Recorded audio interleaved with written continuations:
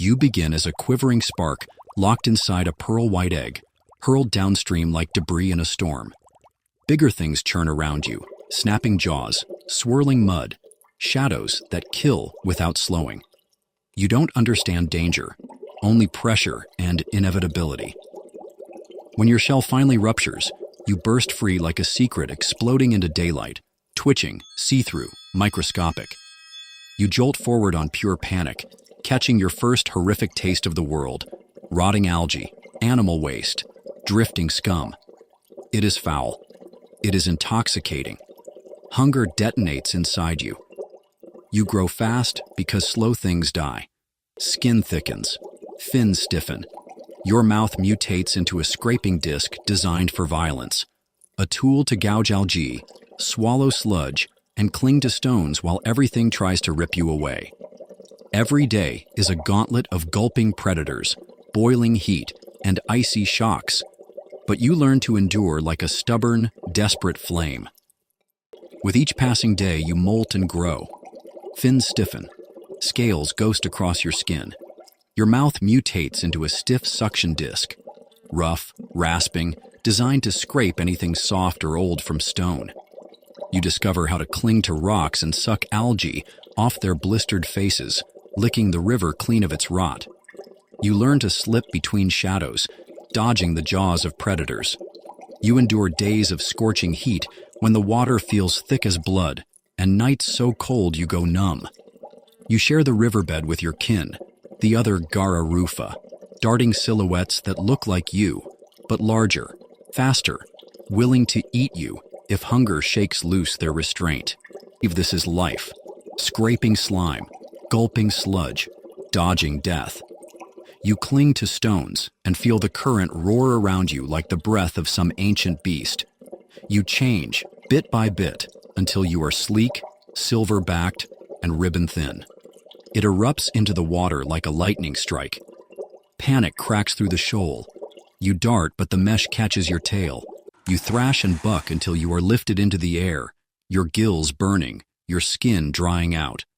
Hoisted in a bucket, sloshing with your terrified siblings, you are trucked across blistering roads, then poured rattling and bruised into a new glass world. Gone are the rocks. Gone is the river. Here, everything smells of disinfectant and electricity. Your new tank is clean but wrong, too smooth, too sterile, too still. You swirl in a box of your own reflection, watched by colossal fleshy faces pressing to the glass. There is no algae, no natural food, just chemically balanced water and starvation. Days pass. Your gut folds inward on itself. Your skin thins. Your bones ache. You are dying when it arrives. A foot descends from above, pale, swollen, sheathed in layers of browning dead skin. It slides into your water, warm, pulsing, fleshy. Your instincts seize you by the brain. This is food. You and your tank mates surge up and begin to feed, not with teeth, you have none, but with your uniquely weaponized mouth, rasping, scraping, suctioning with gentle violence. The foot twitches with ticklish surprise. The human giggles. You scour it with slow, greedy persistence. Flakes of skin waft off. You consume them in frenzied gulps. Your belly rounds with stolen flesh. You do not care what it tasted like when you lived wild. You only know that this sustains you, and without it, your organs would collapse. More feet appear. Twice, 5 times a day. Some are cracked and dry. Others ooze discharge and blood. Some carry unseen pathogens, fungus, viruses, bacteria. You do not discriminate. You eat whatever sloughs off. The tank water becomes a broth of DNA. Scraping the soft, rotting pads of heels, you swallow microbes. Your immune system is not equipped to fight. Mycobacterium marinum seeps into your mouth. It sinks into your tissues. It breeds inside your organs silently, eroding your bones. At first, you feel only fatigue. Then your spine warps. Your fins melt at the edges. You try to scrape a heel, but your mouth won't open completely. White ulcers bloom across your back. You have mycobacteriosis, fish tuberculosis, the chronic, incurable kind. Still, you must feed. The feet return. You rasp even as your own jawbone rots, because hunger screams louder than pain. Disease festers in your tank. Other Garra split open and die.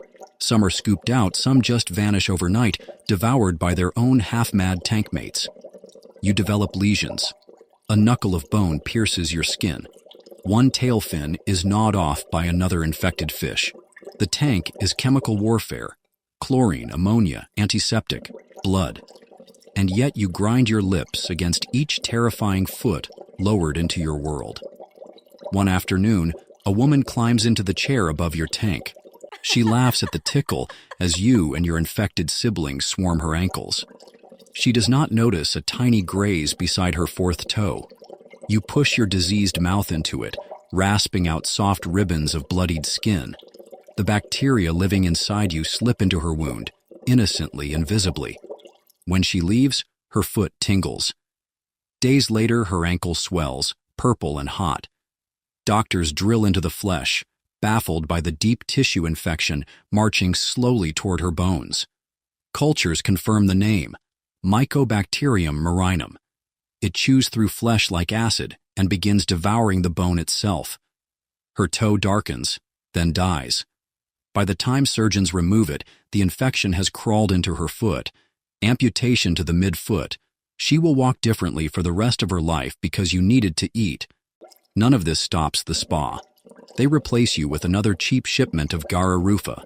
They bleach the tank, skim out your dead, scrape off your fallen fins. The feet keep coming. No one explains that the gentle doctor fish are now reservoirs of bone-destroying bacteria. The brochures call it natural exfoliation. The ad posters show women smiling faintly while you scour their feet. They do not mention that human health authorities in several countries have issued warnings about immunocompromised customers risking irreversible infections. They do not mention that in some regions, the practice is banned, not because you are dangerous, but because your suffering is considered cruelty. You keep rasping. Your mouth is bloody from self-injury, your body twisted, your head packed with multiplying bacteria. You are running on starvation and terror. There is no river here, no algae, no stones, no sun.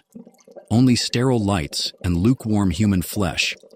You are nothing like the wild fish you once were.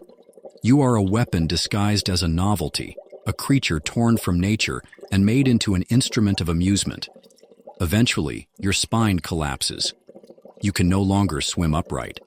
You sink to the bottom on your side, gasping, mouth twitching uselessly in the sand of the tank. Around you, others continue their work. Feet dip, skin flakes drift, rasping mouths whisper along soles and toes. The others are infected too. They all carry death in their bellies now. You try to remember the feel of real river water, thick and green and alive, but the memory crumbles. Your vision clouds. Your heart slows. You die looking up at a foot that will never know your name, never know how many lives it cost to make this moment of ticklish delight. Another net will return to the rivers soon. Another generation of Garra Fura will be hauled screaming into buckets, into tanks, into spas. They will scrape. They will starve. They will suffer. They will rot. They will infect. No one will warn the clients that hunger has a cost, that novelty has a price, that doctor fish eat dead flesh even as they carry the seeds of living decay under their scales. Somewhere far away, an egg splits and a mouth opens, and a future infection begins to wriggle toward its destiny. You have no voice to shout a warning. You only know this fate waits in silence, scraping softly, forever hungry.